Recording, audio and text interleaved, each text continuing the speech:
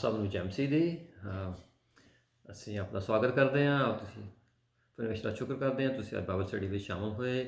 ਔਰ ਅਸੀਂ ਕੁਛ ਬਾਈਬਲ ਸਟੱਡੀ ਇੱਕ ਰਿਕਾਰਡਿੰਗ ਕੀਤੀ ਸੀਗੀ, ਔਰ ਆਪਣੇ ਉਹਦੇ ਵਿੱਚ ਇੱਕ ਸਵਾਲ ਸੀਗਾ ਆਪਣੇ ਕਿ ਪੁਰਾਣੇ ਨੇਮ ਦੇ ਵਿੱਚ ਪਰਮੇਸ਼ਰ ਨੇ ਬੱਚਿਆਂ ਨੂੰ, ਔਰਤਾਂ ਨੂੰ ਮਾਰਨ ਵਾਸਤੇ ਕਿਉਂ ਕਿਹਾ? ਕਿਉਂਕਿ ਜਦ ਕਿ ਸਾਡਾ ਰੱਬ ਜੋ ਆਪਾਂ ਕਹਿੰਦੇ ਹਾਂ ਬੜਾ ਦਿਆਲੂ, ਕਿਰਪਾਲੂ, ਰਹਿਮ ਵਾਲਾ ਆ, ਤਾਂ ਫਿਰ ਉਹ ਇਸ ਤਰ੍ਹਾਂ ਉਸਨੇ ਕਿਉਂ ਕੀਤਾ? ਅਤੇ ਇਸ ਦੀ ਆਪਾਂ ਇੱਕ ਰਿਕਾਰਡਿੰਗ ਆਪਾਂ ਕੀਤੀ ਸੀਗੀ। ਤੁਹਾਨੂੰ ਕਹਾਂਗੇ ਕਿ ਤੁਹਾਨੂੰ ਸਲਾਹ ਦੇਵਾਂਗੇ ਕਿ ਤੁਸੀਂ ਉਸ ਰਿਕਾਰਡਿੰਗ ਨੂੰ ਪਲੀਜ਼ ਸੁਣਨਾ, ਅਤੇ ਆਪਾਂ ਥੋੜ੍ਹਾ ਥੋੜ੍ਹਾ ਉਸ ਦੇ ਵਿੱਚ ਆਪਾਂ ਗੱਲ ਕਰਦੇ ਹਾਂ। ਉਸ ਦੇ ਵਿੱਚ ਆਪਣੇ ਸਭ ਤੋਂ ਪਹਿਲਾਂ ਆਪਾਂ ਦੇਖਿਆ ਸੀਗਾ, ਉਹਦੇ ਵਿੱਚ ਕਹਿ ਰਿਹਾ ਪਰਮੇਸ਼ਰ, ਆਪਾਂ ਪੜ੍ਹੀਆਂ ਸੀਗੀਆਂ ਇੱਦਾਂ, ਕਹਿੰਦਾ ਇਨਸਾਨ ਇੱਕ ਮਿੱਟੀ ਦੀ ਤਰ੍ਹਾਂ ਆ, ਘੁਮਿਆਰ ਦੀ ਮਰਜ਼ੀ ਆ, ਉਹ ਭਾਂਡੇ ਨੂੰ ਜਿਸ ਤਰ੍ਹਾਂ ਮਰਜ਼ੀ ਬਣਾਵੇ। ਆਪਾਂ ਕੋਈ ਆਪਣੇ ਕੋਲ ਹੱਕ ਨਹੀਂ ਹੈਗਾ ਕਿਉਂ ਅਸੀਂ ਪੁੱਛੇ ਭਾਂਡਾ ਮਿੱਟੀ ਘੁਮਿਆਰ ਨੂੰ ਪੁੱਛ ਸਕਦੀ ਆ ਵੀ ਮੈਂ ਕਿਉਂ ਇਸ ਤਰ੍ਹਾਂ ਕਰ ਰਿਹਾ। ਸਾਡਾ ਇਹੋ ਤਰ੍ਹਾਂ ਕਹਿੰਦਾ ਰੱਬ ਕਹਿੰਦਾ ਆ, ਆਪਾਂ ਬਾਈਬਲ ਦੇ ਵਿੱਚੋਂ ਪੜ੍ਹਿਆ ਸੀਗਾ, ਕਹਿੰਦਾ ਤੂੰ ਮੈਨੂੰ ਇਸ ਤਰ੍ਹਾਂ ਪੁੱਛ ਨਹੀਂ ਸਕਦਾ ਕਿਉਂ? ਹਾਂ, ਬਿਲਕੁਲ ਉਹ ਸਹੀ ਕਹਿੰਦਾ ਆ, ਔਰ ਆਪਾਂ ਤੁਸੀਂ ਉਹ ਸੁਣ ਸਕਦੇ ਹਾਂ। ਅਤੇ ਫਿਰ ਉਸ ਦੇ ਵਿੱਚ ਆਪਾਂ ਦੇਖਿਆ ਸੀਗਾ ਰੱਬ ਦੀ ਮਰਜ਼ੀ ਹੈਗੀ ਆ ਵੀ ਉਹ ਜਦੋਂ ਜਿਸ ਚੀਜ਼, ਕਿਸੇ ਦੇਸ਼ ਨੂੰ, ਕਿਸੇ ਕੌਮ ਨੂੰ ਜਦੋਂ ਖ਼ਤਮ ਕਰਦਾ ਆ, ਔਰ ਜਦੋਂ ਪਾਪ ਬਹੁਤ ਵੱਧ ਜਾਂਦਾ ਆ, ਫਿਰ ਆਪਾਂ ਦੇਖਿਆ ਜੇ ਉਹ ਆਪਣਾ ਪਛਚਾਤਾਪ ਕਰਨ ਅਤੇ ਉਹ ਰੱਬ ਕਹਿੰਦਾ ਆ ਉਹ ਬਸ ਸਿੱਧੇ ਰਸਤੇ 'ਤੇ ਆ ਜਾਣ, ਮੈਂ ਨਹੀਂ ਵੀ ਉਹਨਾਂ ਨੂੰ ਨਹੀਂ ਖ਼ਤਮ ਕਰਾਂਗਾ। ਔਰ ਉਹ ਵੀ ਆਪਾਂ ਦੇਖਿਆ ਸੀਗਾ। ਅਤੇ ਇਹ ਸਾਰਾ ਪਾਪ ਜਿਹੜਾ ਆਇਆ, ਇਹ ਵੀ ਦੇਖਿਆ ਸੀਗਾ ਵੀ ਰੱਬ ਨੇ ਉਸ ਦੱਸਿਆ ਸੀਗਾ ਵੀ ਜਦੋਂ ਆਦਮ ਅਤੇ ਹਵਾ ਨੂੰ ਬਣਾਇਆ, ਉੱਥੇ ਦੋ ਦਰੱਖਤ ਸੀਗੇ, ਅਤੇ ਇੱਕ ਸੀਗਾ ਚੰਗੇ ਮਾੜੇ ਦੀ ਪਹਿਚਾਣ ਦਾ ਦਰੱਖਤ, ਦੂਸਰਾ ਸੀਗਾ ਆਪਣੇ ਜੀਵਨ ਦਾ ਦਰੱਖਤ। ਅਤੇ ਉਹਨੂੰ ਆਦਮ ਨੂੰ ਇਹ ਮਨ੍ਹਾ ਕੀਤਾ ਗਿਆ ਸੀਗਾ, ਤੂੰ ਚੰਗੇ ਮਾੜੇ ਜੇ ਪਹਿਚਾਣ ਦੇ ਦਰੱਖਤ ਨੂੰ ਨਹੀਂ ਖਾਣਾ, ਜਿਸ ਦਿਨ ਤੂੰ ਖਾਇਆ ਤੂੰ ਮਰਿਆ। ਅਤੇ ਉਹ ਸੀਗਾ ਰੂਹਾਨੀ ਮੌਤ, ਉਹ ਸੀਗਾ ਰੱਬ ਤੋਂ ਜੁਦਾਈ। ਅਤੇ ਆਦਮ ਨੂੰ ਪੂਰੀ ਖੁੱਲ੍ਹ ਸੀਗੀ, ਜਿਹੜਾ ਜੀਵਨ ਦਾ ਦਰੱਖਤ ਤੋਂ ਖਾ ਸਕਦਾ, ਬਾਕੀ ਸਾਰੇ ਦਰੱਖਤਾਂ ਤੋਂ ਖਾ ਸਕਦਾ ਸੀਗਾ, ਪਰ ਉਸਨੇ ਜੀਵਨ ਦੇ ਦਰੱਖਤ ਤੋਂ ਨਹੀਂ ਖਾਧਾ। ਉਹ ਜਿਸ ਦਰੱਖਤ ਤੋਂ ਮਨ੍ਹਾ ਕੀਤਾ ਸੀਗਾ ਉਹ ਖਾ ਲਿਆ। ਅਤੇ ਉਹ ਜੀਵਨ ਦੇ ਦਰੱਖਤ ਤੋਂ ਜੇ ਉਹ ਖਾ ਲੈਂਦਾ, ਉਸਨੇ ਕਦੀ ਵੀ ਫਿਰ ਮਰਨਾ ਨਹੀਂ ਸੀਗਾ, ਸਰੀਰਕ ਮੌਤ ਨਹੀਂ ਸੀਗੀ ਹੋਣੀ, ਕਿਉਂਕਿ ਹੁਣ ਆਪਾਂ ਇਨਸਾਨ ਆ, ਉਹ ਮਰ ਜਾਂਦਾ 100, 50, 60, 70 ਸਾਲ, ਜਿੰਨੇ ਸਾਲ ਵੀ ਜੀ ਕੇ ਉਹ ਮਰ ਜਾਂਦਾ।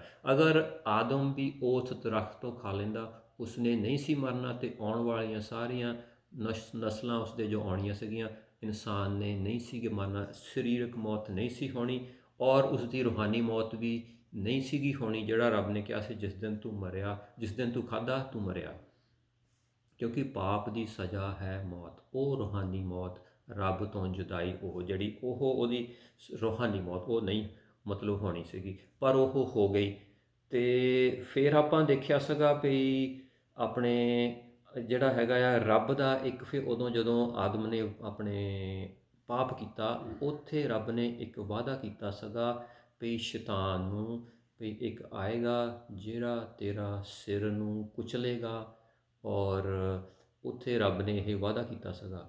ਔਰ ਫਿਰ ਉਸਨੇ ਜਦੋਂ ਦੁਨੀਆ 'ਤੇ ਬਹੁਤ ਪਾਪ ਵੱਧ ਗਿਆ ਸੀਗਾ, ਅਤੇ ਉਸਨੇ ਇੱਕ ਨੋਵਾ ਦੇ ਪਰਿਵਾਰ ਨੂੰ ਚੁਣਿਆ ਜਿਹੜਾ ਉਸ ਨੂੰ ਬਚਾਇਆ, ਬਾਕੀ ਸਾਰੀ ਦੁਨੀਆ ਨੂੰ ਖਤਮ ਕਰ ਦਿੱਤਾ। ਆਪਾਂ ਦੇਖਿਆ ਉਹ ਧਰਮੀ ਸੀਗਾ, ਸੱਚਾ ਸੀਗਾ, ਰੱਬ ਦੇ ਨਾਲ ਚੱਲ ਰਿਹਾ ਸੀ, ਰੱਬ ਨੇ ਉਸ ਨੂੰ ਬਚਾ ਲਿਆ।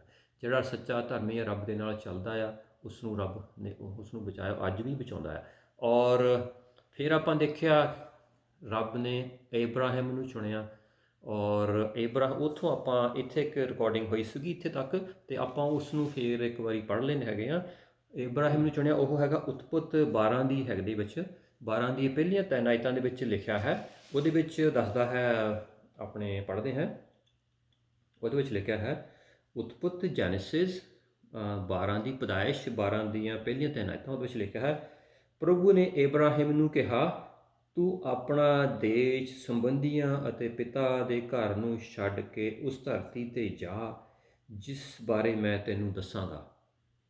ਮੈਂ ਤੇਰੇ ਤੋਂ ਇੱਕ ਵੱਡੀ ਕੌਮ ਪੈਦਾ ਕਰਾਂਗਾ, ਮੈਂ ਤੈਨੂੰ ਅਸੀਸ ਦੇਵਾਂਗਾ ਅਤੇ ਤੇਰਾ ਨਾਂ ਉੱਚਾ ਹੋਵੇ ਅਤੇ ਤੂੰ ਅਸੀਸ ਦਾ ਕਾਰਨ ਹੋਵੇਂਗਾ। ਸਾਰੇ ਅਸੀਸ ਦੇਣ ਵਾਲਿਆਂ ਨੂੰ ਮੈਂ ਅਸੀਸ ਦੇਵਾਂਗਾ, ਸਾਰੇ ਪਰ ਤੇਰੇ ਸ਼ਰਾਬ ਦੇਣ ਵਾਲਿਆਂ ਨੂੰ ਮੈਂ ਸ਼ਰਾਪ ਦੇਵਾਂਗਾ। ਉਹ ਇੱਥੇ ਅਬਰਾਹਮ ਕਹਿ ਰਿਹਾ ਵੀ ਤੇਰੇ ਅਸੀਸ ਜਿਹੜੇ ਤੈਨੂੰ ਅਸੀਸ ਦਊਗੇ ਉਸ ਨੂੰ ਮੈਂ ਅਸੀਸ ਦੇਵਾਂਗਾ। ਉਹ ਜਿਹੜੀ ਕੌਮ ਇਬਰਾਹਿਮ ਦੇ ਵਿੱਚੋਂ ਕੱਢਣੀ ਆ, ਔਰ ਜਿਹੜੇ ਉਸ ਕੌਮ ਨੂੰ ਤੈਨੂੰ ਸ਼ਰਾਪ ਦਊਗੇ ਮੈਂ ਉਹਨਾਂ ਨੂੰ ਸ਼ਰਾਪ ਦਊਂਗਾ। ਹਾਂਜੀ, ਤੇਰੇ ਦੁਆਰਾ ਧਰਤੀ ਦੇ ਸਭ ਲੋਕ ਅਸੀਸ ਪ੍ਰਾਪਤ ਕਰਨਗੇ।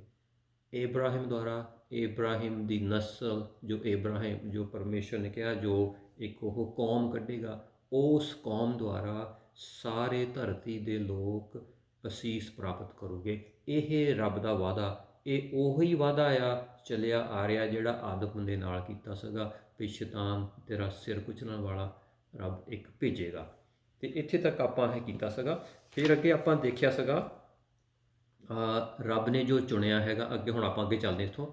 ਫਿਰ ਅੱਗੇ ਦੇਖਿਆ ਕਿ ਰੱਬ ਨੇ ਇਹ ਚੁਣਿਆ ਉਸ ਦੀ ਕੌਮ ਨੂੰ ਚੁਣਿਆ ਹੈਗਾ। ਫਿਰ ਆਪਾਂ ਹੋਰ ਵੀ ਦੇਖਦੇ ਹੈਗੇ ਹਾਂ, ਆਪਾਂ ਵਿਵਸਥਾ ਸਾਰ ਦੀ 7 ਦੇ ਵਿੱਚ ਦੇਖਦੇ ਹੈਗੇ ਹਾਂ। ਉਹਦੇ ਵਿੱਚ ਉਸ ਜਿਹੜੀ ਇਬਰਾਹਿਮ ਦੇ ਵਿੱਚੋਂ ਜਿਹੜੀ ਕੌਮ ਨਿਕਲੀ, ਰੱਬ ਉਸ ਕੌਮ ਨੂੰ ਜਦੋਂ ਇਜ਼ਰਾਈਲੀ ਆਪਾਂ ਜਿਹਨਾਂ ਨੂੰ ਕਹਿੰਦੇ ਉਹਦੇ ਵਿੱਚ ਜੂ ਨਿਕਲੇ, ਯਹੂਦੀ ਨਿਕਲੇ, ਔਰ ਉਹ ਫਿਰ ਉਸ ਕੌਮ ਨੂੰ ਰੱਬ ਕੀ ਕਹਿ ਰਿਹਾ ਆ ਇਹ ਆਪਾਂ ਦੇਖਦੇ ਹਾਂ। ਵਿਵਸਥਾ ਸਾਰ ਡਿਟਰੋਨਮੀ 7 ਦੀ 6 ਦੇ ਵਿੱਚ ਉਹ ਕੀ ਲਿਖਿਆ ਹੈ? ਉਹਦੇ ਵਿੱਚ ਲਿਖਿਆ ਹੈ, ਕਿਉਂਕਿ ਤੁਸੀਂ ਪ੍ਰਭੂ ਆਪਣੇ ਪਰਮੇਸ਼ਵਰ ਦੇ ਲਈ ਪਵਿੱਤਰ ਲੋਕ ਹੋ। ਇਹ ਯਹੂਦੀਆਂ ਨੂੰ, ਜਿਹੜੀ ਇਜ਼ਰਾਈਲ ਕੌਮ ਜਿਹੜੀ ਇਬਰਾਹਿਮ ਦੇ ਵਿੱਚੋਂ ਨਿਕਲੀ, ਇਹ ਉਸ ਕੌਮ ਨੂੰ ਜਿਹੜੀ ਇਬਰਾਹਿਮ ਦੇ ਨਾਲ ਰੱਬ ਨੇ ਵਾਅਦਾ ਕੀਤਾ ਸੀਗਾ ਕੌਮ ਕੱਢਾਂਗਾ, ਇਹ ਉਸ ਕੌਮ ਨੂੰ ਕਹਿ ਰਿਹਾ ਹੈ, ਜੂਸ ਨੂੰ ਕਹਿ ਰਿਹਾ ਹੈ, ਇਜ਼ਰਾਈਲੀਆਂ ਨੂੰ ਕਹਿ ਰਿਹਾ, ਕਿਉਂਕਿ ਤੁਸੀਂ ਮੇਰੇ ਆਪਣੇ ਪਵਿੱਤਰ ਕਿਉਂਕਿ ਤੁਸੀਂ ਪ੍ਰਭੂ ਆਪਣੇ ਪਰਮੇਸ਼ਵਰ ਦੇ ਲਈ ਪਵਿੱਤਰ ਲੋਕ ਹੋ। ਪ੍ਰਭੂ ਤੁਹਾਡੇ ਪਰਮੇਸ਼ਵਰ ਨੇ ਸਾਡੀ ਧਰਤੀ ਦੇ ਲੋਕਾਂ ਵਿੱਚੋਂ ਆਪਣੀ ਮਲਕੀਅਤ ਦੇ ਲੋਕ ਹੋਣ ਦੇ ਲਈ ਚੁਣਿਆ ਹੈ। ਰੱਬ ਨੇ ਇਸ ਕੌਮ ਨੂੰ ਚੁਣਿਆ ਹੈ, ਔਰ ਜਿਹੜਾ ਵਾਅਦਾ ਕੀਤਾ ਸੀਗਾ ਫਿਰ ਰੱਬ ਨੇ ਇਬਰਾਹਿਮ ਦੇ ਨਾਲ ਉਸ ਨੂੰ ਦਿਖਾਇਆ ਕਿ ਮੈਂ ਤੈਨੂੰ ਇੱਥੇ ਇਸ ਦੇਸ਼ ਦੇ ਵਿੱਚ ਲੈ ਕੇ ਜਾਵਾਂਗਾ, ਕਿਉਂਕਿ ਰੱਬ ਨੇ ਕਿਹਾ ਆਪਣਾ ਦੇਸ਼ ਛੱਡ ਅਤੇ ਮੈਂ ਤੈਨੂੰ ਦੱਸੂਗਾ ਕਿੱਥੇ ਤੇ ਰਹਿਣਾ। ਔਰ ਉਹ ਜਿਹੜਾ ਰੱਬ ਨੇ ਫਿਰ ਉਹ ਆਪਾਂ ਇਬਰਾਹਿਮ ਨੂੰ ਜਦੋਂ ਦਿਖਾ ਲਿਆ ਵੀ ਤੂੰ ਇਸ ਜਗ੍ਹਾ 'ਤੇ ਰਹੇਂਗਾ, ਵੀ ਆਹ ਤੇਰਾ ਦੇਸ਼ ਹੋਏਗਾ, ਪਰ ਹਾਲੇ ਨਹੀਂ, ਹਾਲੇ ਉਸ ਦੇਸ਼ ਦੇ, ਇਸ ਧਰਤੀ ਦੇ ਲੋਕਾਂ ਦਾ ਜਿਹੜਾ ਪਾਪ ਹੈ ਉਹ ਸਿਰੇ ਤੱਕ ਨਹੀਂ ਪਹੁੰਚਿਆ, ਉਸ ਹੱਦ ਤੱਕ ਨਹੀਂ ਪਹੁੰਚਿਆ ਕਿ ਉਹਨਾਂ ਨੂੰ ਉਹ ਉੱਥੋਂ ਖਤਮ ਕਰੇ, ਵੀ ਤੈਨੂੰ ਉਹ ਤੇਰੀ ਕੌਮ ਨੂੰ ਇਹਨੂੰ ਉਹ ਜਗ੍ਹਾ ਦੇਵੇ। ਇਹਦੇ ਬਾਰੇ ਵੀ ਆਪਾਂ ਪੜ੍ਹਦੇ ਹਾਂ। ਇਹਦੇ ਵਿੱਚ ਇਹ ਗੱਲ ਹੈਗੀ ਆ, ਰੱਬ ਨੂੰ ਦਿਖਾਉਂਦਾ ਹੈਗਾ ਇਬਰਾਹਿਮ ਨੂੰ। ਇਹ ਹੈਗਾ ਉਤਪਤ ਪਦਾਇਸ਼ ਜੈਨੇਸਿਸ 15 ਦੀ 13 ਤੋਂ 16 ਦੇ ਵਿੱਚ ਇਹ ਲਿਖਿਆ ਹੈ। ਉਹਦੇ ਵਿੱਚ ਲਿਖਿਆ ਹੈ, ਪ੍ਰਭੂ ਨੇ ਇਬਰਾਹਿਮ ਨੂੰ ਕਿਹਾ, ਤੇਰਾ ਵੰਸ਼ ਪਰਾਏ ਦੇਸ਼ ਵਿੱਚ ਪਰਦੇਸੀ ਹੋ ਕੇ ਰਹੇਗਾ। ਉੱਥੇ ਦੇ ਲੋਕ ਉਹਨਾਂ 'ਤੇ ਅਤਿਆਚਾਰ ਕਰਨਗੇ ਅਤੇ 400 ਸਾਲ ਤੱਕ ਉਹਨਾਂ ਨੂੰ ਆਪਣੇ ਦਾਸ ਬਣਾਈ ਰੱਖਣਗੇ, ਪਰ ਪਿੱਛੋਂ ਮੈਂ ਉਹਨਾਂ ਕੌਮਾਂ ਦਾ ਨਿਆਂ ਕਰਾਂਗਾ। ਇਹ ਗੱਲ ਕਰ ਰਿਹਾ ਹੈਗਾ ਆ, ਇਬਰਾਹਿਮ ਨੂੰ ਦੱਸ ਰਿਹਾ 400 ਸਾਲ ਇਹ ਜਿਹੜੇ ਯਹੂਦੀ ਇਜ਼ਰਾਈਲ ਉਹ ਮਿਸਰ ਦੇ ਵਿੱਚ ਉਹਨਾਂ ਨੂੰ ਉੱਥੇ ਗੁਲਾਮੀ ਕਰਨੀ ਪਈ, ਇਹ ਉਸ ਦੀ ਗੱਲ ਕਰ ਰਿਹਾ। ਔਰ ਫਿਰ ਕਹਿੰਦਾ ਬਾਅਦ ਵਿੱਚ ਉਹ ਜਿਹੜੇ ਉਹਨਾਂ ਦੀ ਗੁਲਾਮੀ ਕਰਨੀ, ਜਿਨ੍ਹਾਂ ਨੇ ਅਤਿਆਚਾਰ ਕਰਨਾ, ਮੈਂ ਉਸ ਲੋਕਾਂ ਨੂੰ, ਮਿਸਰ ਦੇ ਲੋਕਾਂ 'ਤੇ ਨੂੰ ਵੀ ਮੈਂ ਉਹਨਾਂ ਨੂੰ ਵੀ ਦੰਡ ਦੇਵਾਂਗਾ, ਤੁਹਾਡੇ ਲਈ ਉਹਨਾਂ ਦਾ ਇਨਸਾਫ ਕਰਾਂਗਾ। ਉਹ ਕਹਿ ਰਿਹਾ ਇੱਥੇ ਹੁਣ 14ਵੀਂ ਆਇਤ ਵਿੱਚ ਦੇਖਦੇ ਹਾਂ 15 ਦੀ 14 ਉਤਪਤ, ਪਰ ਪਿੱਛੋਂ ਮੈਂ ਉਹਨਾਂ ਲੋਕਾਂ ਦਾ ਨਿਆਂ ਕਰਾਂਗਾ ਜਿਸ ਦੀ ਉਹ ਸੇਵਾ ਕਰਨਗੇ, ਇਜ਼ਰਾਈਲੀ ਸੇਵਾ ਕਰਨਗੇ, ਅਤੇ ਤਦ ਤੇਰਾ ਵੰਸ਼ ਬਹੁਤ ਸਾਰਾ ਧਨ ਮਾਲ ਉੱਥੋਂ ਲੈ ਕੇ ਨਿਕਲੇਗਾ। ਔਰ ਇਸੇ ਤਰ੍ਹਾਂ ਹੀ ਹੋਇਆ, ਪਰ ਤੂੰ ਸ਼ਾਂਤੀ ਨਾਲ ਆਪਣੇ ਪੁਰਖਿਆਂ ਦੇ ਨਾਲ ਜਾ ਮਿਲੇਗਾ। ਮਤਲਬ ਤੂੰ ਹੁਣ ਇੱਥੇ ਸੰਸਾਰ ਛੱਡ ਕੇ ਤੂੰ ਮਰ ਜਾਏਗਾ, ਉਹ ਤੇਰੇ ਆਉਣ ਵਾਲੇ 'ਤੇ ਇਹ ਹੋਊਗਾ, ਅਤੇ ਲੰਮੀ ਉਮਰ ਦੇ ਪਿੱਛੋਂ ਤੂੰ ਕਬਰ ਵਿੱਚ ਰੱਖਿਆ ਜਾਵੇਗਾ। ਤੇਰੀ ਚੌਥੀ ਪੁਸ਼ਤ ਇੱਥੇ ਵਾਪਸ ਆਵੇਗੀ, ਉਹ ਜਿਸ ਦੇਸ਼ 'ਤੇ ਰੱਬ ਦਿਖਾ ਲਿਆ ਜਿੱਥੇ ਇਜ਼ਰਾਈਲ ਨੂੰ ਲੈ ਕੇ ਆਉਣਾ, ਕਿਉਂਕਿ ਮੈਂ ਅਮੋਰੀ ਲੋਕਾਂ ਨੂੰ ਉੱਥੋਂ ਉਸ ਤੱਕ ਨਹੀਂ ਕੱਢਾਂਗਾ ਜਦੋਂ ਤੱਕ ਉਹਨਾਂ ਦੀ ਬੁਰਾਈ ਦੀ ਹੱਦ ਪੂਰੀ ਨਾ ਹੋ ਜਾਵੇ। ਕਰਕੇ ਉਹਨਾਂ ਦੀ ਜਿਹੜੀ ਪਾਪ ਦੀ ਹੱਦ ਆ ਹਾਲੇ ਪੂਰੀ ਨਹੀਂ ਹੈਗੀ। ਪਾਪ ਕਰ ਰਹੇ ਆ, ਪਰ ਹਾਲੇ ਪਾਪ ਦੀ ਹੱਦ ਉਹਨਾਂ ਦੀ ਪੂਰੀ ਨਹੀਂ ਹੋਈ। ਹਾਲੇ ਉਹ ਪਾਪ ਵੱਧਦਾ ਵੱਧਦਾ ਜਦੋਂ ਤੱਕ ਉਸ ਹੱਦ ਤੱਕ ਨਹੀਂ ਪਹੁੰਚਿਆ ਵੀ ਹੁਣ ਜਿਹੜਾ ਰੱਬ ਦਾ ਜਿੱਦਾਂ ਸਬਰ ਦਾ ਪਿਆਲਾ ਭਰ ਗਿਆ, ਹੁਣ ਇਹਨਾਂ ਨੂੰ ਕੌਮ ਨੂੰ ਨਾਸ਼ ਕਰਨਾ, ਹਾਲੇ ਉਸ ਹੱਦ ਤੱਕ ਰੱਬ ਕਹਿੰਦਾ ਮੈਂ ਨਹੀਂ ਪਹੁੰਚਿਆ ਹੈਗਾ, ਅਤੇ ਹਾਲੇ ਮੈਂ ਉਹਨਾਂ ਨੂੰ ਨਾਸ਼ ਨਹੀਂ ਕਰਨਾ ਹੈਗਾ। ਕਿਉਂਕਿ ਰੱਬ ਜਾਣ ਬੁੱਝ ਕੇ ਕਿਸੇ ਨੂੰ ਮਾਰਨਾ, ਕਿਸੇ ਕੌਮ ਨੂੰ ਤਬਾਹ ਕਰਨਾ, ਉਸਦਾ ਕੋਈ ਰੱਬ ਜਾਣ ਕੇ ਨਹੀਂ ਕੁਛ ਵੀ ਕਰਦਾ ਹੈਗਾ। ਹਾਂਜੀ, ਅਤੇ ਕਿਉਂਕਿ ਰੱਬ ਕਹਿੰਦਾ ਆ ਕਿਸੇ ਨੂੰ ਮਾਰੋ, ਜਾਨੋ, ਮਰਡਰ, ਕਤਲ ਨਾ ਕਰੋ, ਅਤੇ ਰੱਬ ਇਹੋ ਜਾਣ ਬੁੱਝ ਕੇ ਨਹੀਂ ਕਰਦਾ ਹੈਗਾ। ਰੱਬ ਨੂੰ ਕੋਈ ਸ਼ੌਂਕ ਨਹੀਂ ਹੈਗਾ, ਉਹ ਤਾਂ ਰੱਬ ਆ, ਪਵਿੱਤਰ ਆ। ਅਤੇ ਫਿਰ ਆਪਾਂ ਦੇਖਿਆ ਰੱਬ ਨੇ ਉਹ ਸਾਦਮ ਅਤੇ ਗਮੋਰਾ ਦੇ ਵਿੱਚ ਜਿਹੜਾ ਰੱਬ ਨੇ ਉਸ ਦੇਸ਼ ਨੂੰ, ਉਹਨਾਂ ਸ਼ਹਿਰਾਂ ਨੂੰ ਤਬਾਹ ਕੀਤਾ। ਔਰ ਉੱਥੇ ਆਪਾਂ ਦੇਖਦੇ ਹੋ ਕਿਉਂ ਉਸਨੇ ਤਬਾਹ ਕੀਤਾ। ਉਹ ਇਸ ਕਰਕੇ ਤਬਾਹ ਕੀਤਾ, ਉੱਥੇ ਪਾਪ ਬਹੁਤ ਵੱਧ ਗਿਆ ਸੀਗਾ। ਔਰ ਆਪਾਂ ਉਹ ਸਾਰਾ ਜਿਹੜਾ ਹੈਗਾ ਆ ਉਤਪੁੱਤ 18 ਅਤੇ 19 ਦੇ ਵਿੱਚ ਆਪਾਂ ਇਹ ਦੇਖ ਸਕਦੇ ਹੈਗੇ ਹਾਂ। ਉਹਦੇ ਵਿੱਚ ਲਿਖਿਆ ਹੈਗਾ ਆ ਵੀ ਜਦੋਂ ਇਬਰਾਹਿਮ ਨੂੰ ਰੱਬ ਕਹਿੰਦਾ ਮੈਂ ਇਸ ਨੂੰ ਦੱਸਾਂ, ਉੱਥੇ ਉਹ ਕਹਿੰਦਾ ਵੀ ਰੱਬਾ ਤੂੰ ਇਸ ਸ਼ਹਿਰ ਨੂੰ ਸਾਰੇ ਨੂੰ ਖਤਮ ਕਰ ਦਊਂਗਾ, ਇੰਨਾ ਪਾਪ ਵੱਧ ਗਿਆ। ਤੂੰ ਕਹਿੰਦਾ ਕਿ ਉੱਥੇ ਜੇ ਉੱਥੇ 50 ਵੀ ਧਰਮੀ ਹੋਏ ਤਾਂ ਵੀ ਤੂੰ ਮਾਰ ਦੇਂਗਾ। ਉਹ ਕਹਿੰਦਾ ਜੇ 50 ਧਰਮੀ ਹੋ ਕੇ ਮੈਂ ਸਾਰੇ ਸ਼ਹਿਰ ਨੂੰ, ਦੋਨਾਂ ਸ਼ਹਿਰਾਂ ਨੂੰ ਬਖਸ਼ ਦਊਂਗਾ, ਨਹੀਂ ਮਾਰੂੰਗਾ। ਫਿਰ ਰੱਬ ਕਹਿੰਦਾ ਓਕੇ, ਜੇ ਉੱਥੇ ਕਰਦਾ ਕਰਦਾ ਇਬਰਾਹਿਮ ਕਹਿੰਦਾ 40 ਹੁੰਦੇ, ਜੇ 20 ਹੋਣ, ਜੇ 10 ਹੋਣ, ਪਰ ਰੱਬ ਕਹਿੰਦਾ ਇਬਰਾਹਿਮ ਨੂੰ ਜੇ ਉੱਥੇ 10 ਵੀ ਲੋਕੀ ਧਰਮੀ ਹੋਏ, ਪਵਿੱਤਰ ਹੋਏ, ਜਿਹੜੇ ਪਾਪ ਨਹੀਂ ਕਰਦੇ, ਮੈਂ ਸਾਰੇ ਉਹਨਾਂ ਸ਼ਹਿਰਾਂ ਨੂੰ ਮੈਂ ਨਹੀਂ ਮਾਰਾਂਗਾ, ਤਬਾਹ ਨਹੀਂ ਕਰਾਂਗਾ।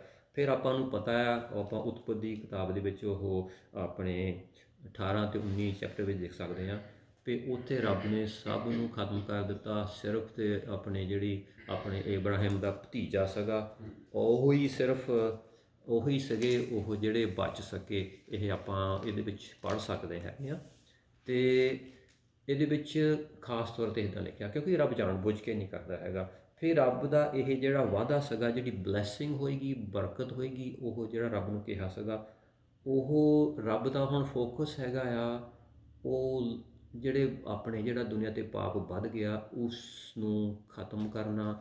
ਔਰ ਜੋ ਰੱਬ ਨੇ ਇੱਕ ਸਾਰੇ ਦੇ ਦੁਨੀਆ ਦੇ ਵਿੱਚ ਇੱਕ ਜਿਹੜੀ ਬਰਕਤ ਭੇਜਣੀ ਆ, ਉਹ ਬਰਕਤ ਨੂੰ, ਉਹ ਬਚਾਅ ਨੂੰ, ਜਿਹਨੇ ਸ਼ੈਤਾਨ ਦਾ ਸਿਰ ਕੁਚਲਣਾ ਹੈਗਾ ਆ, ਉਸ ਨੂੰ ਭੇਜਣਾ, ਉਸ ਨੂੰ ਲੈ ਕੇ ਆਉਣਾ। ਔਰ ਉਹ ਹੈਗੀ ਬਰਕਤ ਸਾਰੇ ਦੁਨੀਆ ਦੇ ਲਈ, ਉਹ ਹੈਗਾ ਯਿਸੂ ਮਸੀਹ, ਉਹ ਹੈਗਾ ਰੱਬ। ਉਸ ਦੇ ਵੱਲ ਕੰਮ ਕਰ ਰਿਹਾ ਤਾਂ ਕਿ ਸਾਰੇ ਲੋਕੀ ਬਰਕਤ ਪਾਉਣ, ਮੁਕਤੀ ਪਾਉਣ। ਕਿਉਂਕਿ ਕੋਈ ਵੀ ਇਹੋ ਜਿਹਾ ਆਪਾਂ ਦੇਖ ਸਕਦੇ ਹੈਗੇ ਹਾਂ, ਰੱਬ ਬਚਾਉਣਾ ਚਾਹੁੰਦਾ ਆ ਪਾਪ ਦੇ ਜਦੋਂ ਪਾਪ ਵੱਧ ਗਿਆ ਇੰਨਾ, ਔਰ ਲੋਕਾਂ ਦੇ ਵਿੱਚ ਪਾਪ ਇੰਨਾ ਆ ਗਿਆ, ਔਰ ਰੱਬ ਚਾਹੁੰਦਾ ਆ ਪਾਪ ਤੋਂ ਛੁਟਕਾਰਾ ਦੇਣ ਦੇ ਲਈ, ਕਿਉਂਕਿ ਰੱਬ ਲੋਕਾਂ ਨੂੰ ਪਿਆਰ ਕਰਦਾ ਆ। ਔਰ ਜਿਹੜਾ ਫਿਰ ਯਿਸੂ ਮਸੀਹ ਨੇ ਆਪਣੇ ਇਸ ਧਰਤੀ 'ਤੇ ਆਇਆ, ਔਰ ਇੱਕੋ ਇੱਕ ਉਹ ਜਿਹੜਾ ਇਨਸਾਨ, ਰੱਬ ਇਨਸਾਨ ਬਣ ਕੇ ਆਇਆ। ਔਰ ਰੱਬ ਦਾ ਇਹ ਪਲਾਨ ਸੀਗਾ ਵੀ ਯਹੂਦੀਆਂ ਦੇ ਵਿੱਚੋਂ, ਉਸ ਕੌਮ ਦੇ ਵਿੱਚੋਂ ਇਸ ਨੂੰ ਯਿਸੂ ਮਸੀਹ ਨੂੰ ਭੇਜਣਾ। ਔਰ ਆਪਾਂ ਇੱਥੇ ਪੜ੍ਹ ਸਕਦੇ ਹੈਗੇ ਹਾਂ ਚੇਲਿਆਂ ਦੇ ਕਰਤੱਵ 4:12 ਦੇ ਵਿੱਚ ਲਿਖਿਆ ਹੈਗਾ, ਕਿਸੇ ਦੂਸਰੇ ਚੇਲਿਆਂ ਦੇ ਕਰਤੱਵ ਬੁੱਕ ਆਫ ਐਕਟਸ 4:12 ਦੇ ਵਿੱਚ ਲਿਖਿਆ ਹੈਗਾ, ਕਿਸੇ ਦੂਜੇ ਦੁਆਰਾ ਮੁਕਤੀ ਨਹੀਂ, ਕਿਉਂਕਿ ਆਕਾਸ਼ ਥੱਲੇ ਮਨੁੱਖ ਨੂੰ ਕੋਈ ਦੂਜਾ ਨਾਂ ਨਹੀਂ ਦਿੱਤਾ ਗਿਆ, ਇਸ ਲਈ ਜ਼ਰੂਰੀ ਹੈ ਕਿ ਅਸੀਂ ਇਸੇ ਰਾਹੀਂ ਬਚਾਏ ਜਾਈਏ। ਰੱਬ ਦਾ ਇਹ ਮਕਸਦ ਸੀਗਾ ਕਿ ਹੋਰ ਕੋਈ ਇਨਸਾਨ ਨਹੀਂ ਹੈ ਜਿਸ ਦੁਆਰਾ ਧਰਤੀ ਦੇ ਉੱਪਰ, ਸਵਰਗ ਥੱਲੇ, ਜਿਸ ਦੁਆਰਾ ਇਨਸਾਨ ਬਚ ਸਕੇ। ਸਿਰਫ ਅਤੇ ਸਿਰਫ ਯਿਸੂ ਮਸੀਹ ਹੈ। ਉਹ ਰੱਬ ਦਾ ਮਕਸਦ ਸੀਗਾ ਇੱਥੇ ਲੈ ਕੇ ਆਉਣਾ। ਇਸ ਕਰਕੇ ਉਹ ਸਾਰਾ ਇਹ ਯਹੂਦੀ ਕੌਮ ਨੂੰ ਉਹਨੇ ਪਵਿੱਤਰ ਠਹਿਰਾਇਆ, ਕਿਉਂਕਿ ਇਸ ਵਿੱਚੋਂ ਇੱਕ ਪਵਿੱਤਰ ਆਪਣਾ ਰੱਬ ਨੇ ਲੈ ਕੇ ਆਉਣਾ ਸੀਗਾ। ਔਰ ਖੁਦ ਰੱਬ ਇਸ ਧਰਤੀ 'ਤੇ ਇਨਸਾਨ ਬਣ ਕੇ ਆਇਆ, ਇਹ ਲੈ ਕੇ ਆਉਣਾ ਸੀਗਾ। ਫਿਰ ਆਪਾਂ ਦੇਖਦੇ ਹੈਗੇ ਹਾਂ, ਔਰ ਜਿਸ ਤਰ੍ਹਾਂ ਲਿਖਿਆ ਸੀਗਾ ਰੱਬ ਨੇ ਫਿਰ ਇੱਥੇ 40 ਸਾਲ, ਉਹ 400 ਸਾਲ ਮਿਸਰ ਦੇ ਵਿੱਚ ਉਹ ਰਹੇ ਉੱਥੇ ਯਹੂਦੀ। ਔਰ ਉੱਥੇ ਰੱਬ ਨੇ ਮਿਸਰੀਆਂ ਨੂੰ ਬਹੁਤ ਆਪਣੇ ਮਿਸਰੀਆਂ ਨੇ ਬਹੁਤ ਦਿਨਾਂ ਦਾ ਅਤਿਆਚਾਰ ਕੀਤਾ। ਜਦੋਂ ਰੱਬ ਨੇ ਉਹਨਾਂ ਨੂੰ ਉੱਥੋਂ ਲੈ ਕੇ ਆਉਣਾ ਸੀਗਾ, ਜਦੋਂ 400 ਸਾਲ ਪੂਰੇ ਹੋ ਗਏ, ਔਰ ਉੱਧਰੋਂ ਉਹ ਆਪਣੇ ਜਿਹੜੇ ਸੀਗੇ ਆਪਣੇ ਜਿੱਥੇ ਰਹਿੰਦੇ ਸੀਗੇ ਐਮੋਰਾਈਟਸ, ਜਿਹੜੇ ਰਹਿੰਦੇ ਸੀਗੇ ਜਿੱਥੇ ਉਹ ਧਰਤੀ 'ਤੇ, ਜਿਹੜਾ ਕਹਿੰਦਾ ਸੀ ਹਾਲੇ ਪਾਪ ਨਹੀਂ ਵਧਿਆ, ਉੱਥੇ ਪਾਪ ਪੂਰਾ ਵੱਧ ਗਿਆ ਅਤੇ ਉੱਥੋਂ ਲੈ ਕੇ ਆਇਆ ਇਜ਼ਰਾਈਲ ਨੂੰ, ਉਹ ਦੇਸ਼ਾਂ ਨੂੰ। ਔਰ ਉੱਥੇ ਉਹਨਾਂ ਮਿਸਰੀਆਂ ਨੂੰ ਬਹੁਤ ਰੱਬ ਨੇ ਆਪਣੇ ਮਿਸਰੀਆਂ ਨੂੰ ਬਹੁਤ ਉੱਥੇ ਵੀ ਸਜ਼ਾ ਦਿੱਤੀ। ਔਰ ਉਹ 10 ਜਿਹੜੀਆਂ ਪਲੇਗਸ, ਆਫਤਾਂ ਆਈਆਂ, ਉਹ ਆਫਤਾਂ ਜਿਹੜੀਆਂ ਸੀਗੀਆਂ ਉਹਨਾਂ ਦੇ ਜਿਹੜੇ ਆਪਣੇ 10 ਦੇਵੀ ਦੇਵਤਿਆਂ ਨੂੰ ਮੰਨਦੇ ਸੀਗੇ, ਵੱਖਰੇ ਵੱਖਰੇ ਉਹਨਾਂ ਦੇ ਦੇਵੀ ਦੇਵਤੇ ਸੀਗੇ। ਕਿਉਂਕਿ ਜਿਹੜਾ ਸੱਚਾ ਜਿੰਦਾ ਜਾਗਦਾ ਰੱਬ ਆ, ਉਹ ਚਾਹੁੰਦਾ ਤੁਸੀਂ ਕਿਸੇ ਹੋਰ ਦੀ ਪੂਜਾ ਨਾ ਕਰੋ, ਸਿਰਫ ਮੇਰੇ ਸੱਚੇ ਰੱਬ ਦੀ ਪੂਜਾ ਕਰੋ। ਦੁਨੀਆ 'ਤੇ ਉਦੋਂ ਤੱਕ ਬਹੁਤ ਝੂਠੇ ਧਰਮ, ਦੇਵੀ ਦੇਵਤੇ, ਉਹ ਬਹੁਤ ਇਹੋ ਜਿਹਾ ਵੱਧ ਗਿਆ ਸੀਗਾ। ਉੱਥੇ ਉਹਨਾਂ ਦਾ ਦੇਵਤਾ ਸੀਗਾ ਕਿ ਉਹਨਾਂ ਨੂੰ ਮੰਨਦੇ ਆ ਦੇਵਤਾ, ਜਿਹੜੇ ਟਿੱਡੀ ਦਲ ਹੁੰਦੇ ਉਹਨਾਂ ਦਾ ਦੇਵਤਾ, ਵੀ ਇਹ ਟਿੱਡੀ ਦਲ ਦਾ ਦੇਵਤਾ ਸਾਨੂੰ ਟਿੱਡੀ ਦਲ ਤੋਂ ਬਚਾਏਗਾ ਜਿਹੜਾ ਫਸਲਾਂ ਖਾ ਜਾਂਦਾ। ਇੱਕ ਦੇਵਤਾ ਉਹਨਾਂ ਨੇ ਬਣਾਇਆ ਸੀ, ਜਿਹੜੇ ਸਾਡੇ ਜੂਆਂ ਪੈਂਦੀਆਂ ਆ, ਉਹ ਜੂਆਂ ਦਾ ਦੇਵਤਾ, ਸਾਨੂੰ ਜੂਆਂ ਸਾਨੂੰ ਉਹ ਬਚਾਏਗਾ। ਇੱਕ ਦੇਵਤਾ ਸੀ, ਉਹਦਾ ਮੂੰਹ ਸੀਗਾ ਉਹ ਇਹ ਡੱਡੂਆਂ ਵਰਗਾ, ਔਰ ਉਹ ਦੇਵਤਾ ਸਾਨੂੰ ਡੱਡੂਆਂ ਤੋਂ ਬਚਾਏਗਾ। ਇੱਕ ਉਹਨੇ ਦੇਵਤਾ ਦਰਿਆ ਦਾ ਦੇਵਤਾ, ਨਾਈਲ ਰਿਵਰ ਜਿਹੜਾ ਸੀਗਾ ਉਹਦਾ ਦੇਵਤਾ ਸੀਗਾ। ਇਹੋ ਜਿਹੇ ਵੱਖਰੇ ਵੱਖਰੇ ਝੂਠੇ ਜਿਹੜੇ ਰੱਬ ਨੇ, ਉਹ ਜਿਹੜੇ ਮਤਲਬ ਆਪਣੇ ਸ਼ੈਤਾਨ ਦੇ ਦੁਆਰਾ ਆਪਣੇ ਨਾ ਸਮਝੀ ਦੇ ਕਰਕੇ ਵੱਖਰੇ ਵੱਖਰੇ ਜਿਹੜੇ ਆਪਣੇ ਧਰਮ ਸੀ, ਰੱਬ ਉਹਨਾਂ ਨੂੰ ਨਫ਼ਰਤ ਕਰਦਾ ਆ। ਸਿਰਫ ਅਤੇ ਸਿਰਫ ਜਿਹੜਾ ਜਿੰਦਾ ਜਾਗਦਾ ਰੱਬ ਆ, ਉਹ ਕਹਿੰਦਾ ਸਿਰਫ ਤੁਸੀਂ ਮੇਰੀ ਹੀ ਪ੍ਰਸਤਿਸ਼ ਕਰੋ। ਹੁਣ ਜਦੋਂ ਉੱਥੋਂ ਇਜ਼ਰਾਈਲੀ ਲੈ ਕੇ ਆਏ, ਇਹ ਰੱਬ ਨੇ ਉਹਨਾਂ ਨੂੰ ਸਜ਼ਾ ਦਿੱਤੀ, ਉਹਨਾਂ ਝੂਠੇ ਰੱਬਾਂ ਨੂੰ ਝੂਠਾ ਠਹਿਰਾਇਆ। ਔਰ ਜਦੋਂ ਉੱਥੇ ਆਪਣੇ ਯਹੂਦੀਆਂ ਨੂੰ, ਆਪਣੇ ਇਜ਼ਰਾਈਲੀਆਂ ਨੂੰ ਉੱਥੋਂ ਮਿਸਰ ਦੇ ਵਿੱਚੋਂ ਲੈ ਕੇ ਆਏ, ਅਤੇ ਫਿਰ ਉਹ ਦੇਸ਼ ਦੇ ਵਿੱਚ ਜਿੱਥੇ ਉਹਨੇ ਲੈ ਕੇ ਆਉਣਾ ਸੀਗਾ, ਜਿੱਥੇ ਹੁਣ ਪਾਪ ਇੰਨਾ ਵੱਧ ਗਿਆ ਸੀਗਾ, ਉਹ ਆਪਾਂ ਦੇਖ ਸਕਦੇ ਹੈਗੇ ਹਾਂ। ਅਤੇ ਰੱਬ ਜਿਹੜਾ ਹੁਣ ਆਪਣਾ ਜਿਹੜਾ ਸਵਾਲ ਹੈਗਾ ਆ, ਉਸ ਦੇ ਬਾਰੇ ਫਿਰ ਰੱਬ ਉਹ ਕੀ ਕਹਿੰਦਾ ਹੈਗਾ ਆ, ਉਹ ਵੀ ਉਹਨਾਂ ਨੂੰ ਮਾਰੋ, ਕੀ ਕਰੋ। ਆਪਾਂ ਪੜ੍ਹਦੇ ਹੈਗੇ ਹਾਂ ਵਿਵਸਥਾ ਸਾਰ, ਉਹ 12 ਦੀ 1 ਤੋਂ 3 ਦੇ ਵਿੱਚ ਲਿਖਿਆ ਹੈਗਾ ਵੀ ਰੱਬ ਨੂੰ ਕਿਸ ਗੱਲ ਤੋਂ ਨਫ਼ਰਤ ਆ, ਕੀ ਕਰਦਾ ਹੈਗਾ ਆ, ਅਤੇ ਕੀ ਕਹਿੰਦਾ ਆ। ਆਪਾਂ ਪੜ੍ਹਦੇ ਹੈਗੇ ਹਾਂ ਵਿਵਸਥਾ ਸਾਰ ਡਿਟਰੋਨੋਮੀ 12 ਦੀ ਪਹਿਲੀਆਂ 3 ਆਇਤਾਂ ਵਿੱਚ ਲਿਖਿਆ ਹੈ, ਇਹ ਇੱਕ ਵਿਧਾਨ ਅਤੇ ਨਿਯਮ ਹਨ ਜਿਨ੍ਹਾਂ ਦੀ ਪਾਲਣਾ ਤੁਸੀਂ ਜੀਵਨ ਭਰ ਉਸ ਧਰਤੀ 'ਤੇ ਰਹਿੰਦਿਆਂ ਹੋਇਆਂ ਕਰਨਾ ਹੈ। ਰੱਬ ਕਹਿ ਰਿਹਾ, ਮੈਂ ਤੁਹਾਨੂੰ ਹੁਣ ਇਜ਼ਰਾਈਲ ਤੁਹਾਡਾ ਦੇਸ਼ ਦੇਣ ਜਾ ਰਿਹਾ ਹਾਂ, ਮਿਸਰ ਦੇ ਵਿੱਚੋਂ ਕੱਢ ਕੇ, ਔਰ ਇੱਕ ਤੁਹਾਨੂੰ ਮੈਂ ਕਾਨੂੰਨ ਨਿਯਮ ਦੇ ਰਿਹਾ, ਤੁਸੀਂ ਜੀਵਨ ਭਰ ਇਹ ਉਸ 'ਤੇ ਰਹਿੰਦਿਆਂ ਅਤੇ ਧਰਤੀ 'ਤੇ ਰਹਿੰਦਿਆਂ ਹੋਇਆਂ ਇਸ ਦੀ ਪਾਲਣਾ ਕਰਨੀ ਹੈ। ਉਹਦੇ ਵਿੱਚ ਲਿਖਿਆ, ਜੋ ਤੁਹਾਡੇ ਪੁਰਖਿਆਂ ਦਾ ਪ੍ਰਭੂ ਪਰਮੇਸ਼ਰ ਤੁਹਾਨੂੰ ਦੇ ਰਿਹਾ ਹੈ, ਤੁਸੀਂ ਉਹ ਸਾਰੀਆਂ ਥਾਵਾਂ ਨਾਸ਼ ਕਰਨਾ ਜਿੱਥੇ ਉਹ ਕੌਮਾਂ ਜਿਨ੍ਹਾਂ ਨੂੰ ਤੁਸੀਂ ਉੱਥੋਂ ਕੱਢੋਗੇ, ਉਹ ਸਾਰੀਆਂ ਨਾਸ਼ ਕਰਨਾ ਆਪਣੇ ਦੇਵਤਿਆਂ ਦੀ ਪੂਜਾ ਕਰਦੀਆਂ ਸਨ। ਹਾਂਜੀ, ਉੱਥੇ ਲਿਖਿਆ ਹੈਗਾ, ਤੁਸੀਂ ਉਹ ਸਭ ਥਾਵਾਂ ਨੂੰ ਨਾਸ਼ ਕਰਨ ਦੇਣਾ ਜਿੱਥੇ ਉਹ ਕੌਮਾਂ ਜਿਨ੍ਹਾਂ ਨੂੰ ਤੁਸੀਂ ਉੱਥੋਂ ਕੱਢੋਗੇ ਆਪਣੇ ਦੇਵਤਿਆਂ ਦੀ ਪੂਜਾ ਕਰਦੇ ਸਨ। ਉੱਚੇ ਪਹਾੜਾਂ ਦੀਆਂ ਚੋਟੀਆਂ 'ਤੇ, ਟਿੱਬਿਆਂ ਅਤੇ ਹੇਠਾਂ ਰੁੱਖਾਂ ਹੇਠ ਉਹਨਾਂ ਨੇ ਆਪਣੇ ਜਿਸ ਦੇਸ਼ ਵਿੱਚ ਜਾਣਾ ਸੀਗਾ, ਇਜ਼ਰਾਈਲ ਜਿਹੜਾ ਦੇਸ਼, ਉੱਥੇ ਪਹਿਲਾਂ ਲੋਕ ਰਹਿ ਰਹੇ ਸੀਗੇ, ਜਿਨ੍ਹਾਂ ਦਾ ਕਹਿੰਦਾ ਸੀ ਹਾਲੇ ਪਾਪ ਉੱਥੇ ਤੱਕ ਨਹੀਂ ਪਹੁੰਚਿਆ, ਹਾਲੇ ਨਹੀਂ, ਤੁਹਾਨੂੰ 800 ਸਾਲ ਤੁਸੀਂ ਵੇਟ ਕਰਨੀ ਆ। ਹੁਣ ਉਹ ਕਹਿ ਰਿਹਾ, ਤੁਸੀਂ ਉਹ ਜੋ ਕੁਛ ਵੀ ਉਹ ਪੂਜਾ ਕਰਦੇ ਆ, ਉਹਨਾਂ ਦੇ ਧਾਰਮਿਕ ਸਥਾਨ, ਉਹ ਸਾਰਾ ਕੁਛ ਤੁਸੀਂ ਉਹ ਨਾਸ਼ ਕਰ ਦੇਣਾ। ਹਾਂਜੀ, ਫਿਰ ਤੀਸਰੇ ਆਇਤ ਵਿੱਚ ਕਹਿੰਦਾ ਹੈਗਾ, ਤੁਸੀਂ ਉਹਨਾਂ ਦੀਆਂ ਸਭ ਦੇਵੀਆਂ ਨੂੰ ਢਾਹ ਦੇਣਾ, ਦੇਵਤਿਆਂ ਨੂੰ ਢਾਹ ਦੇਣਾ, ਪਵਿੱਤਰ ਮੰਨੇ ਜਾਣ ਵਾਲੇ ਥੰਮਾਂ ਨੂੰ ਟੋਟੇ ਕਰ ਦੇਣਾ। ਕਿਉਂਕਿ ਉਹਨਾਂ ਨੇ ਥੰਮ ਲਾ ਕੇ ਚੀਜ਼ਾਂ, ਜਿਸ ਤਰ੍ਹਾਂ ਮੰਦਰ ਮੂਰਤੀਆਂ ਬਣਾਈਆਂ ਸੀਗੀਆਂ, ਕਹਿੰਦਾ ਤੁਸੀਂ ਸਭ ਕੁਛ ਉਹ ਟੋਟੇ ਕਰ ਦੇਣਾ, ਢਾਹ ਦੇਣਾ, ਅਤੇ ਉਹਨਾਂ ਦੀਆਂ ਪਵਿੱਤਰ ਮੰਨੇ ਜਾਣ ਵਾਲੇ ਰੁੱਖਾਂ ਨੂੰ ਅੱਗ ਸਾੜ ਦੇਣਾ। ਜਿਹੜੇ ਕੋਈ ਰੁੱਖਾਂ ਦੀ ਵੀ ਪੂਜਾ ਕਰਦੇ ਹੋਣਗੇ, ਉਹ ਕਹਿੰਦੇ ਤੁਸੀਂ ਉਹ ਰੁੱਖਾਂ ਨੂੰ ਵੀ ਪਵਿੱਤਰ ਮੰਨਦੇ ਆ, ਤੁਸੀਂ ਉਹਨਾਂ ਨੂੰ ਸਭ ਨੂੰ ਖਤਮ ਕਰ ਦੇਣਾ।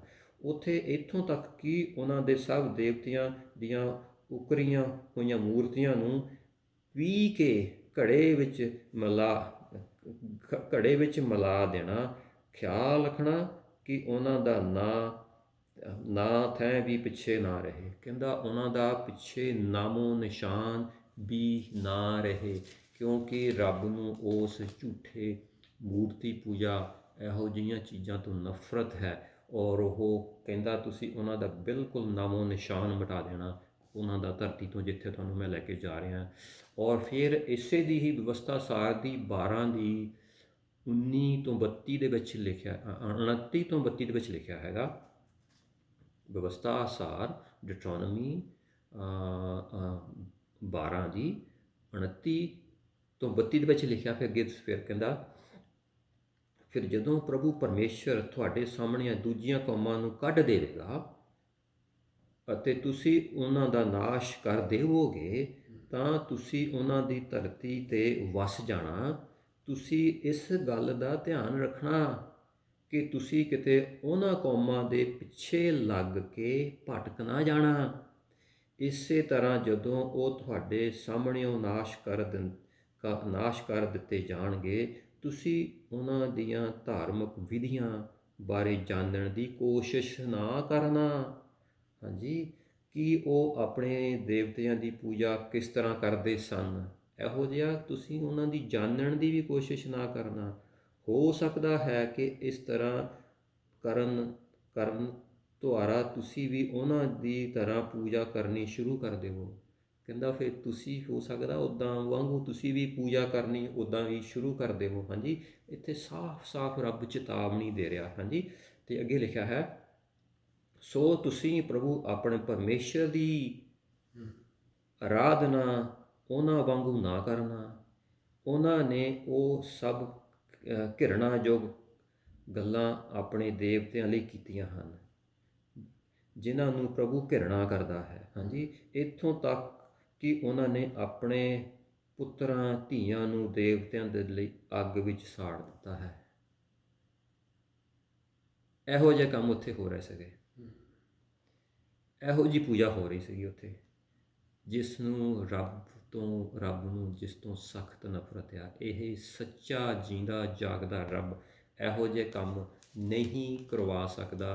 ਅਤੇ ਇਹੋ ਜਿਹੇ ਬਹੁਤ ਅੱਜ ਕੱਲ੍ਹ ਵੀ ਇਹੋ ਜਿਹੇ ਧਰਮ ਹੈਗੇ ਆ ਜਿਹੜੇ ਜਿੱਥੇ ਦੇਵੀ ਦੇਵਤਿਆਂ ਦੀਆਂ ਪੂਜਾ ਹੁੰਦੀਆਂ ਹੈਗੀਆਂ ਆ, ਰੱਬ ਨੂੰ ਉਸ ਤੋਂ ਸਖਤ ਨਫ਼ਰਤ ਆ।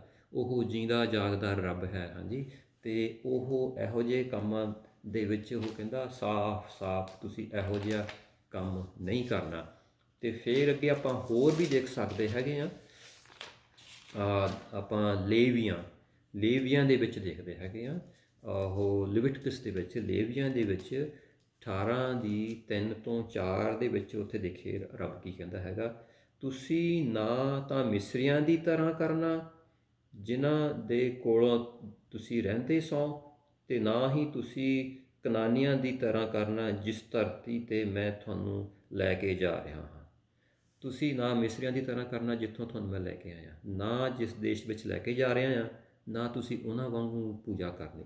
ਤੁਸੀਂ ਉਹਨਾਂ ਦੇ ਕਿਸੇ ਵਿਧੀ ਨੂੰ ਨਾ ਮੰਨਣਾ। ਤੁਸੀਂ ਉਹਨਾਂ ਦੇ ਕਿਸੇ ਵਿਧੀ ਨੂੰ, ਉਹਨਾਂ ਦੇ ਕਿਸੇ ਕੰਮਾਂ ਨੂੰ ਜਿੱਦਾਂ ਪੂਜਾ ਕਰਦੇ ਨਾ ਮੰਨਣਾ। ਹਾਂਜੀ, ਤੁਸੀਂ ਕੇਵਲ ਮੇਰੇ ਨਿਯਮਾਂ ਅਤੇ ਵਿਧੀਆਂ ਦੀ ਪਾਲਣਾ ਕਰਨਾ। ਹਾਂਜੀ, ਇਹ ਜੀਂਦਾ ਜਾਗਦਾ ਰੱਬ ਕਹਿ ਰਿਹਾ, ਤੁਸੀਂ ਕੇਵਲ ਮੇਰੇ ਵਿਧੀਆਂ ਦੀ ਪਾਲਣਾ ਕਰਨਾ ਅਤੇ ਉਹਨਾਂ ਅਨੁਸਾਰ ਆਪਣਾ ਜੀਵਨ ਗੁਜ਼ਾਰਨਾ। ਮੈਂ ਪ੍ਰਭੂ ਤੁਹਾਡਾ ਪਰਮੇਸ਼ਰ ਹਾਂ। ਹਾਂਜੀ, ਅਤੇ ਜਦੋਂ ਆਪਾਂ ਕਹਿ ਦਿੰਦੇ ਹੈਗੇ ਹਾਂ ਵੀ ਸਾਰੇ ਧਰਮ ਇੱਕੋ ਜਿਹੇ ਹੀ ਆ, ਰੱਬ ਇੱਕੋ ਹੀ ਆ, ਇੱਥੇ ਰੱਬ ਸਾਫ਼ ਸਾਫ਼ ਇਹ ਨਖੇੜਾ ਕਰ ਰਿਹਾ ਹੈਗਾ। ਹਾਂਜੀ, ਰੱਬ ਨੂੰ ਸਖਤ ਨਫ਼ਰਤ ਆ ਮੂਰਤੀ ਪੂਜਾ ਤੋਂ, ਇਹੋ ਜਿਹੇ ਸਾਰੇ ਕੰਮਾਂ ਤੋਂ। ਉਹ ਕਹਿੰਦਾ ਮੈਂ ਤੁਹਾਡਾ ਜੀਂਦਾ ਜਾਗਦਾ ਰੱਬ ਹਾਂ। ਹਾਂਜੀ, ਅਤੇ ਫਿਰ ਆਪਾਂ ਇਹਦੇ ਵਿੱਚ ਲੇਵੀਆਂ ਦੀ ਇਸੇ ਚੈਪਟਰ ਦੇ ਵਿੱਚ 18 ਦੀ 21 ਦੇ ਵਿੱਚ ਵੀ ਲਿਖਿਆ ਹੈ, ਤੁਸੀਂ ਆਪਣੇ ਕਿਸੇ ਪੁੱਤਰ ਨੂੰ ਮੌਲਕ ਦੇਵਤਾ ਦਾ ਸਾਹਮਣੇ ਅੱਗ ਵਿੱਚੋਂ ਦੀ ਲਗਾ ਕੇ ਪਰਮੇਸ਼ਰ ਆਪਣੇ ਪ੍ਰਭੂ ਦੇ ਨਾਂ ਨੂੰ ਬਦਨਾਮ ਨਾ ਕਰਨਾ। ਹਾਂਜੀ, ਉਹ ਕਹਿੰਦਾ ਜਿਸ ਦੇਸ਼ ਵਿੱਚ ਜਾ ਰਹੇ ਆ ਉਹ ਆਪਣੇ ਬੱਚਿਆਂ ਨੂੰ ਅੱਗ ਵਿੱਚੋਂ ਦੀ ਇਸ ਤਰ੍ਹਾਂ ਕਰਦੇ ਆ। ਤੁਸੀਂ ਇਸ ਤਰ੍ਹਾਂ ਕਰਕੇ ਉਹ ਆਪਣਾ ਦੇਵਤੇ ਦੀ ਨਾਂ ਲੈਂਦਾ ਹੈਗਾ ਆ, ਮੌਲਕ ਦੇਵਤਾ। ਉਹ ਉਸ ਦੇਵਤਾ ਦੀ ਪੂਜਾ ਕਰਦੇ ਹੈਗੇ ਆ, ਅਤੇ ਤੁਸੀਂ ਇਹੋ ਜਿਹਾ ਕੰਮ ਬਿਲਕੁਲ ਨਹੀਂ ਕਰਨਾ ਹੈਗਾ। ਫਿਰ ਉਹ ਅੱਗੇ ਕਹਿੰਦਾ ਹੈਗਾ 18 ਦੀ 24 ਤੋਂ 28 ਦੇ ਵਿੱਚ ਕਹਿ ਰਿਹਾ, ਸੋ ਤੁਸੀਂ ਉਹਨਾਂ ਬੁਰੇ ਕੰਮਾਂ ਵਿੱਚੋਂ ਕੋਈ ਕਰਕੇ ਆਪਣੇ ਆਪ ਨੂੰ ਅਪਵਿੱਤਰ ਨਾ ਕਰਨਾ। ਕਹਿੰਦਾ ਤੁਸੀਂ ਇਹੋ ਜਿਹੇ ਕੰਮ ਕਰਕੇ ਆਪਣੇ ਆਪ ਨੂੰ ਅਪਵਿੱਤਰ ਨਾ ਕਰਨਾ। ਉਹਨਾਂ ਕੌਮਾਂ ਜਿਨ੍ਹਾਂ ਨੂੰ ਮੈਂ ਤੁਹਾਡੇ ਅੱਗਿਓਂ ਕੱਢ ਰਿਹਾ ਹਾਂ, ਇਹ ਸਭ ਕੰਮ ਕਰਦੇ ਸਨ। ਹਾਂਜੀ, ਉਹਨਾਂ ਦੇ ਇਹਨਾਂ ਕੰਮਾਂ ਨਾਲ ਹੀ ਉਹਨਾਂ ਦੀ ਧਰਤੀ ਅਪਵਿੱਤਰ ਹੋ ਗਈ। ਧਰਤੀ ਵੀ ਅਪਵਿੱਤਰ ਹੋ ਗਈ ਆ, ਧਰਤੀ ਵੀ ਅਪਵਿੱਤਰ ਹੋ ਗਈ, ਧਰਤੀ 'ਤੇ ਵੀ ਫਰਕ ਪੈਂਦਾ। ਹਾਂਜੀ, ਹੋ ਗਈ ਹੈ, ਅਤੇ ਮੈਂ ਉਹਨਾਂ ਨੂੰ ਉਹਨਾਂ ਦੇ ਅਪਰਾਧਾਂ ਦੀ ਸਜ਼ਾ ਦਿੱਤੀ ਹੈ। ਇਸ ਲਈ ਉਹਨਾਂ ਨੂੰ ਉਸ ਧਰਤੀ ਤੋਂ ਆਪਣੇ ਤੋਂ ਬਾਹਰ ਸੁੱਟ ਦਿੱਤਾ। ਇਸੇ ਕਰਕੇ ਹੀ ਕਹਿੰਦਾ ਮੈਂ ਉਹਨਾਂ ਨੂੰ ਉੱਥੋਂ ਕੱਢ ਰਿਹਾ ਹਾਂ ਜੀ। ਸੋ ਤੁਸੀਂ ਜਾਂ ਤੁਹਾਡੇ ਨਾਲ ਰਹਿ ਰਿਹਾ ਕੋਈ ਹੋਰ ਪਰਦੇਸੀ ਮੇਰੀਆਂ ਸਭ ਵਿਧੀਆਂ ਅਤੇ ਨਿਯਮਾਂ ਦੀ ਪਾਲਣਾ ਕਰਨਾ ਅਤੇ ਇਹਨਾਂ ਬੁਰੇ ਕੰਮਾਂ ਵਿੱਚੋਂ ਕੋਈ ਨਾ ਕਰਨਾ। ਇਹ ਸਭ ਬੁਰੇ ਕੰਮ ਉਸ ਧਰਤੀ 'ਤੇ ਤੁਹਾਡੇ ਤੋਂ ਪਹਿਲਾਂ ਰਹਿ ਰਹੇ ਲੋਕਾਂ ਨੇ ਕੀਤੇ ਸੀ। ਜੇਕਰ ਤੁਸੀਂ ਵੀ ਉਹਨਾਂ ਦੀ ਤਰ੍ਹਾਂ ਇਹ ਕੰਮ ਕਰੋਗੇ, ਇਜ਼ਰਾਈਲੀਆਂ ਨੂੰ ਕਹਿ ਰਿਹਾ, ਤਾਂ ਇਹ ਧਰਤੀ ਤੁਹਾਨੂੰ ਵੀ ਬਾਹਰ ਸੁੱਟ ਦੇਵੇਗੀ। ਹਾਂਜੀ, ਅਤੇ ਤੁਹਾਡੇ ਨੂੰ ਵੀ ਰੱਬ ਕਹਿੰਦਾ ਮੈਂ ਤੁਹਾਨੂੰ ਵੀ ਨਹੀਂ ਬਖਸ਼ਣਾ ਹੈਗਾ। ਰੱਬ ਸਾਰਿਆਂ ਲਈ ਇੱਕੋ ਹੀ ਨਿਯਮ ਆ, ਕੋਈ ਉਹਦੇ ਵਿੱਚ ਪੱਖਪਾਤ ਨਹੀਂ ਹੈਗਾ। ਹਾਂਜੀ, ਜਿਸ ਤਰ੍ਹਾਂ ਉਸਨੇ ਆਪਣੇ ਪਹਿਲਿਆਂ ਨਿਵਾਸੀਆਂ ਨੂੰ ਸੁੱਟਿਆ ਹੈ। ਹਾਂਜੀ, ਔਰ ਇੱਥੇ ਇਹ ਸਾਫ਼ ਕਹਿੰਦਾ ਹੈਗਾ ਵੀ ਜਿਸ ਤਰ੍ਹਾਂ ਤੁਹਾਨੂੰ ਕਿਹਾ ਹੈਗਾ, ਇਹ ਸਾਰਾ ਕੁਛ ਕਿਉਂ ਕਰ ਰਿਹਾ ਹੈਗਾ ਰੱਬ? ਇਸ ਕੌਮ ਨੂੰ, ਇਸਰਾਏਲੀਆਂ ਨੂੰ, ਯਹੂਦੀਆਂ ਨੂੰ ਕਿਉਂ ਕਰ ਰਿਹਾ ਹੈ? ਤਾਂ ਕਿ ਰੱਬ ਉਸ ਦੇ ਵਿੱਚੋਂ ਪਵਿੱਤਰ ਰੱਖ ਰਿਹਾ। ਕਹਿੰਦਾ ਮੈਂ ਤੁਹਾਡੀ ਪਵਿੱਤਰ ਆ, ਤੁਸੀਂ ਅਪਵਿੱਤਰ ਨਹੀਂ ਹੋਣਾ, ਅਸ਼ੁੱਧ ਅਪਵਿੱਤਰ ਕੰਮ ਨਹੀਂ ਕਰਨਾ, ਕਿਉਂਕਿ ਉਸ ਦੇ ਵਿੱਚੋਂ ਰੱਬ ਨੇ ਇੱਕ ਮੁਕਤੀਦਾਤਾ ਕੱਢਣਾ ਆ, ਜਿਹੜਾ ਮੈਂ ਪਹਿਲਾਂ ਦੇਖ ਲਿਆ ਹੈਗਾ, ਯਿਸੂ ਮਸੀਹ ਨੂੰ। ਔਰ ਦੂਸਰਾ ਜਿਹੜਾ ਹੈਗਾ ਆ ਕਾਰਨ, ਜਿਹੜਾ ਰੱਬ ਨੇ ਇਹੋ ਜਿਹਾ ਕੀਤਾ ਉਹਨਾਂ ਨੂੰ ਖਤਮ ਕਰਨਾ, ਇਹ ਕਰਨਾ, ਕਿਉਂਕਿ ਜਿਹੜਾ ਰੱਬ ਆ ਸਾਡਾ, ਹੈ ਨਾ, ਇਹ ਹੈਗਾ ਆ ਜੈਲਸ, ਈਰਖਾ ਕਰਦਾ ਹੈਗਾ ਆ। ਇਹ ਇਹੋ ਜਿਹੇ ਕੰਮ ਨਹੀਂ ਕਰਨ ਦਿੰਦਾ ਹੈਗਾ, ਕਿਉਂਕਿ ਇਹ ਜਿੰਦਾ ਜਾਗਦਾ ਰੱਬ ਆ। ਔਰ ਇਹਦੇ ਵਿੱਚ ਆਪਾਂ ਪੜ੍ਹ ਸਕਦੇ ਹੈਗੇ ਹਾਂ, ਵਿਵਸਥਾ ਸਾਰ 4 ਦੀ 24 ਦੇ ਵਿੱਚ ਲਿਖਿਆ ਹੈਗਾ।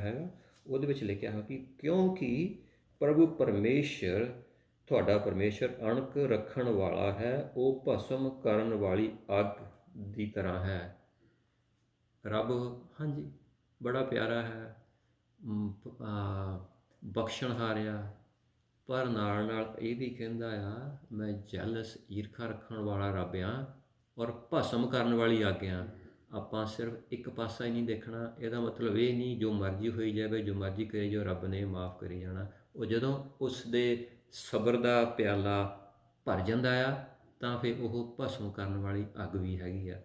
ਰੱਬ ਕਹਿੰਦਾ ਜਿਹੜਾ ਬੱਚਾ